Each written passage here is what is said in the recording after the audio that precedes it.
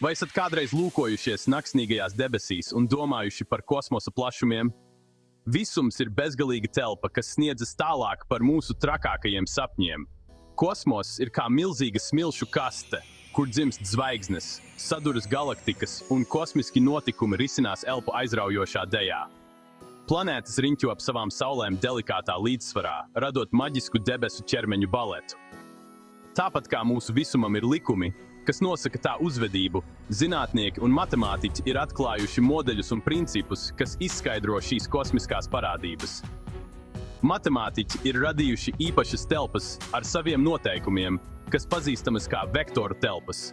Šīs telpas palīdz mums saprast un aprakstīt apkārtējo pasauli sakārtotā veidā. Šīs telpas sauc par vektoru telpām, un tās ir kā rotaļu laukumi īpašām bultiņām, ko sauc par vektoriem. Vektori ir pamata instrumenti matemātikā un fizikā, kas attēlo lielumus, kuriem ir gan lielums, gan virziens. Iedomājieties vektorus kā bultiņas, kas var rādīt jebkurā virzienā un kurām ir noteikts garums. Tos var saskaitīt, mainīt to izmēru un manipulēt ar tiem saskaņā ar noteiktiem noteikumiem.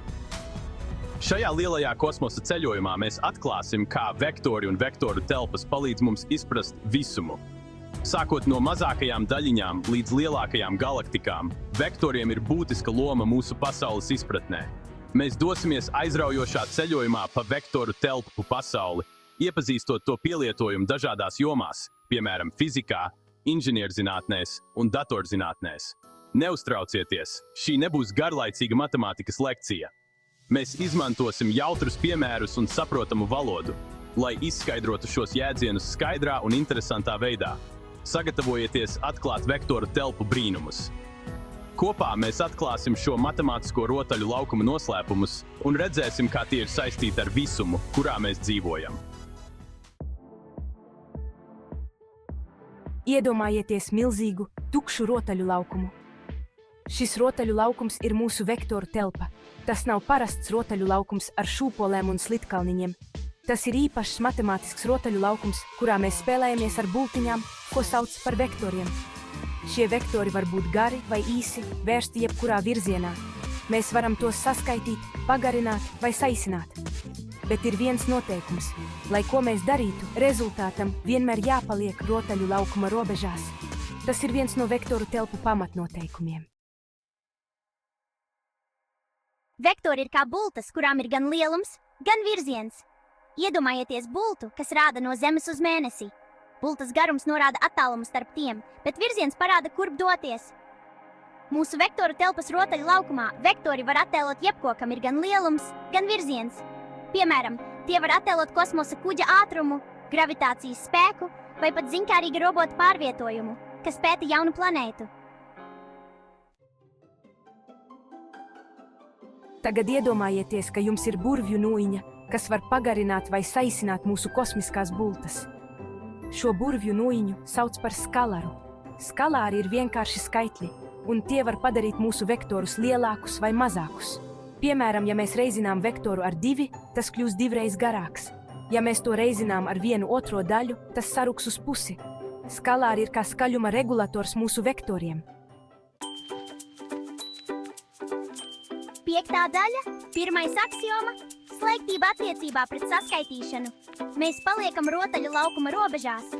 Vai atceraties mūsu rotaļu laukuma noteikumu? Lai ko mēs darītu, rezultātam vienmēr jāpaliek tā robežās. Tas mūs noved pie mūsu 1. aksioma – slēgtības attiecībā pret saskaitīšanu. Aksioma ir kā pamatnoteikums. Šī aksioma nosaka, ka ja mēs saskaitām 2 vektorus mūsu vektoru telpā, iegūtajam vektoram arī jāpieder tai pašai vektoru telpai. Tas ir tāpat, kā mēs savienotu 2 bultas mūsu rotaļu laukumā. Jaunā bulta joprojām atradīsies rotaļu laukuma robežās. 6. daļa, 2. aksioma – slēgtība attiecībā pret reizināšanu ar skalaru. Mēs joprojām spēlējamies tajā pašā rotaļu laukumā. Mūsu 2. aksioma – slēgtība attiecībā pret reizināšanu ar skalaru ir līdzīgs 1. Tas ir pamatjēdziens lineārajā algebrā un vektoru telpās. Tas nosaka, ka ja mēs reizinām jebkuru vektoru mūsu vektoru telpā ar skalaru, iegūtajam vektoram arī jāpaliek tajā pašā vektoru telpā. Tas nozīmē, ka neatkarīgi no tā, kā mēs mainām mūsu vektora izmēru, palielinot vai samazinot to, tas vienmēr paliks mūsu noteiktās telpas robežās. Šī aksioma nodrošina, ka mūsu bultas, pat ja tās tiek pagarinātas vai saīsinātas, paliks mūsu vektoru telpas rotaļu laukuma robežās. Iedomājieties burvju rotaļu laukumu, kur robežas ir noteiktas, un neatkarīgi no tā, kā jūs maināt savu bultu izmēru, tās nekad neizies ārpus šīs burvju telpas robežām. Tas ir tāpat, kā mēs izmantotu savu burvju nūjiņu uz bultas. Neatkarīgi no tā, cik ļoti mēs to pagarinām vai saīsinām, tā vienmēr paliks rotaļu laukumā. Šī ideja ir svarīga, jo tā saglabā mūsu vektoru telpas konsekvenci. Tas ļauj mums veikt darbības, nebaidoties iziet ārpus robežām. Tātad neatkarīgi no tā, vai mums ir darīšana ar maziem vai milzīgiem vektoriem, ja mēs reizinām ar skalaru, mēs joprojām spēlējamies tajā pašā rotaļu laukumā. Šī konsekvence padara vektoru telpas tik uzticamas un paredzamas matemātikā. Izpratne par slēgtību attiecībā pret reizināšanu ar skalaru palīdz mums novērtēt vektoru telpu struktūru un principus, kas tās regulē. Tas ir kā spēles noteikumu zināšana. Kad mēs to saprotam, mēs varam spēlēt pārliecinoši un radoši šo noteikumu ietvaros. Tāpēc atcerieties, ka mūsu vektoru telpas rotaļu laukumā mūsu bultas var mainīt izmēru, bet tās vienmēr paliks mūsu noteiktajās burvju robežās. Šī aksioma ir lineārās algebras stūrakmens, kas ir pamats sarežģītākiem jēdzieniem un darbībām. Saprotot to, mēs varam pārvietoties pa vektoru pasaulē ar vieglumu un precizitāti. Tāpēc turpināsim izpētīt un spēlēties mūsu vektoru telpas rotaļu laukumā, zinot, ka mūsu bultas, neatkarīgi no tā, kā tās mainās, vienmēr paliks robežās. 7. daļa, 3. aksioma, nulles vektors, mūsu rotaļu laukuma centrs. Katram rotaļu laukumam ir savs centrs, un mūsu vektoru telpas rotaļu laukums nav izņēmums. Nulles vektors ir mūsu rotaļu laukuma centrs, un tas ir īpašs vektors, kura garums ir nulle un kuram nav virziena. Iedomājieties to kā mūsu rotaļu laukuma centrālo punktu. Nulles vektora pievienošana jebkuram citam vektoram nemaina šī vektora virzienu vai lielumu. Tas ir tāpat, kā mēs neko nepievienotu. 8. daļa – vairāk aksiomu, rotaļu laukuma noteikumi. Mūsu vektoru telpas rotaļu laukumam ir vēl daži aksiomas, tāpat kā katram rotaļu laukumam ir noteikumi, lai viss būtu droši un patīkami. Šie aksiomas nodrošina, ka mūsu vektori vienmēr uzvedas paredzami un konsekventi. Mēs neiedziļināsimies visu aksiomu detaļās, bet ziniet, ka tie ir nepieciešami, lai uzturētu kārtību mūsu vektoru telpas rotaļu laukumā un lai mūsu matemātiskās spēles vienmēr būtu jēgpilnas. 9. daļa – vektoru telpu īpašības. Foršas lietas, ko mēs varam darīt. Tagad, kad mēs zinām mūsu vektoru telpas rotaļu laukuma pamatnoteikumus, iepazīsim dažas foršas lietas, ko mēs varam darīt ar vektoriem. Mēs varam tos saskaitīt, atņemt un pat apvienot tos dažādos veidos. Šīs īpašības padara vektoru telpas ārkārtīgi noderīgas reālu problēmu risināšanā. Piemēram, inženieri izmanto vektorus, lai projektētu tiltus un ēkas, fiziķi tos izmanto, lai pētītu objektu kustību, un programmētāji tos izmanto, lai radītu realistisku grafiku un animācijas. 10. daļa. Kāpēc vektoru telpas ir svarīgas? Ārpus rotaļu laukuma. Iedomājieties pasauli, kurā katru punktu, katru virzienu un katru spēku var aprakstīt precīzi un kodolīgi. Tas ir vektoru telpu burvība.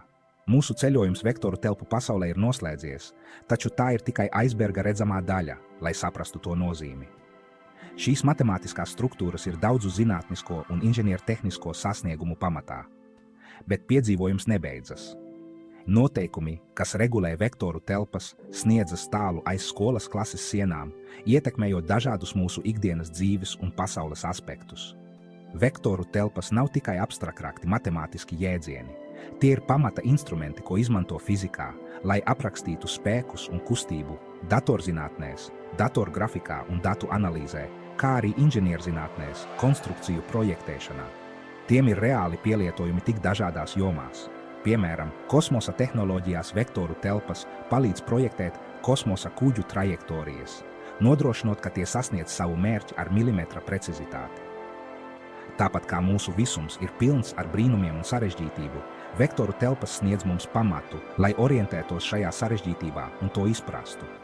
Tās ļauj mums modelēt un risināt problēmas, kas citādi būtu neatrisināmas. Vektoru telpas ir spēcīgs instruments, lai izprastu un aprakstītu apkārtējo pasauli. Sākot no tiltu un ēku projektēšanas līdz jaunu tehnoloģiju izstrādēji, vektoru telpas ir neatņemama inovāciju un progresa sastāvdaļa. Paplašinot zināšanu robežas, vektoru telpām neapšaubāmi būs izšķiroša loma mūsu visumā, un tā, kas atrodas ārpus tā, izpratnes veidošanā. Tā ir valoda, ar kuras palīdzību mēs varam atklāt pasaules noslēpumus. Vektoru telpām neapšaubāmi būs izšķiroša loma mūsu visumā, un tā, kas atrodas ārpus tā, izpratnes veidošanā. Vai tā būtu kvantu mehānikas joma, kur tās palīdz aprakstīt elementārdaļiņu uzvedību, vai mākslīgā intelekta joma, kur tās palīdz apstrādāt sarežģītus datus, vektoru telpas ir neaizstājamas. Ceļojums, lai iedziļinātos vektoru telpu zināšanās un to pielietojumā, ir ceļojums, kas joprojām attīstās, paverot mums bezgalīgas iespējas atklājumiem un inovācijām.